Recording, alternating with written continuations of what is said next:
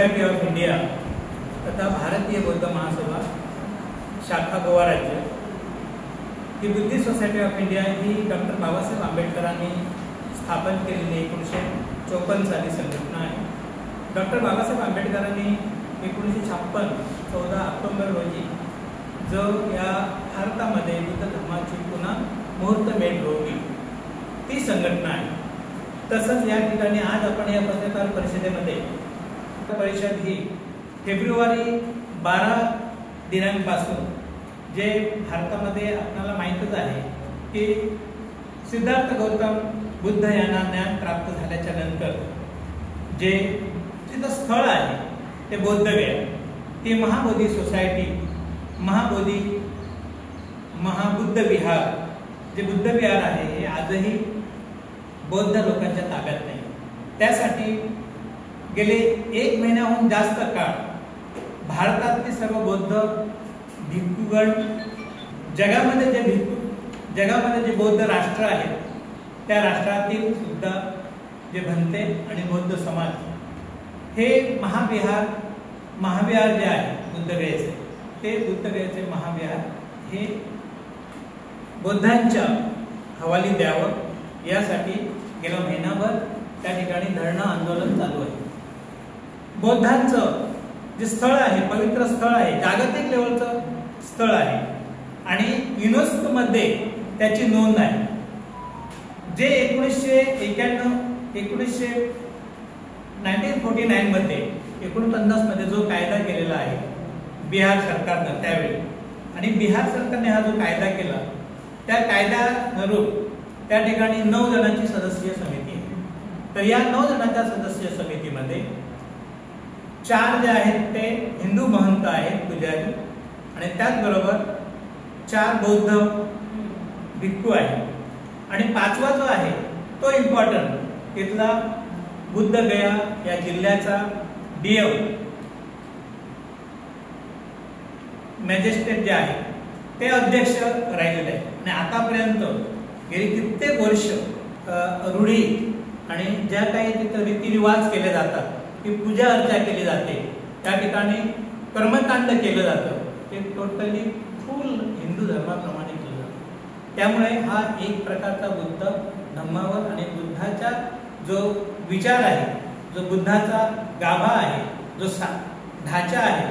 त्याला कुठेतरी हे सगळं त्याचं उल्लंघन होत आहे आणि ते उल्लंघन होऊ नये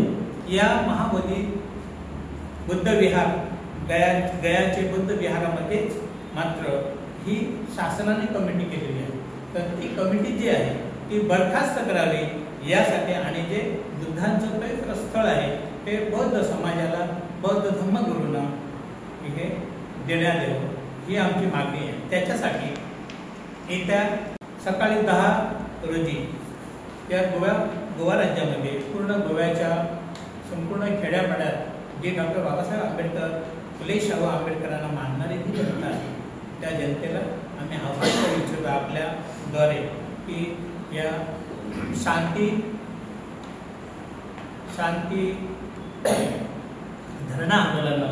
त्यांनी उपस्थित राहावे आणि आम्हाला सहयोग करावा, जेणेकरून आज 1 महिन्याहून जास्त काळ त्या ठिकाणी चाललेले जे आंदोलन आहे, शांती आंदोलन चाललेलं आहे, त्या आंदोलनाला त्या गोवा राज्यातूनही आम्ही पाठिंबा देऊ इच्छितो। हे आम्ही डॉक्टर बाबासाहेब आंबेडकरांचा त्या ठिकाणी स्टॅच्यू आहे पणजीमध्ये, त्या ठिकाणी सर्व लोक त्या ठिकाणी पहिल्यांदा उपस्थित राहतील। डॉक्टर बाबासाहेब आंबेडकरांच्या मूर्तीला त्या ठिकाणी पुष्प अर्पण करण्यात येईल, त्या ठिकाणी वंदना पूजा घेण्यात येईल आणि तिथून मग शांती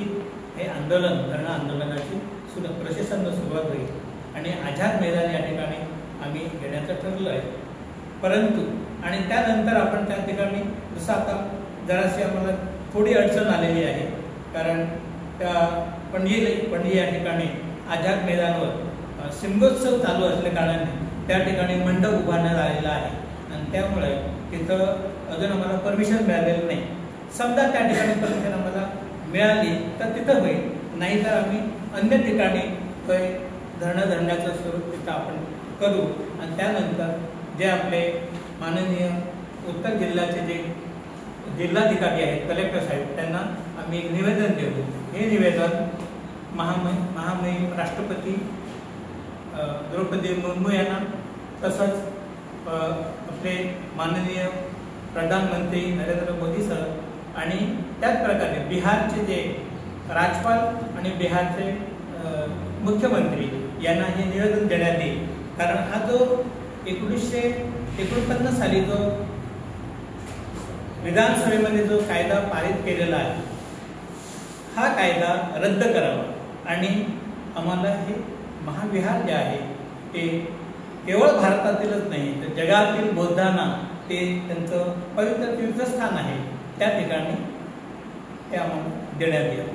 ही आमची मागणी आहे, ही प्रमुख मागणी आहे.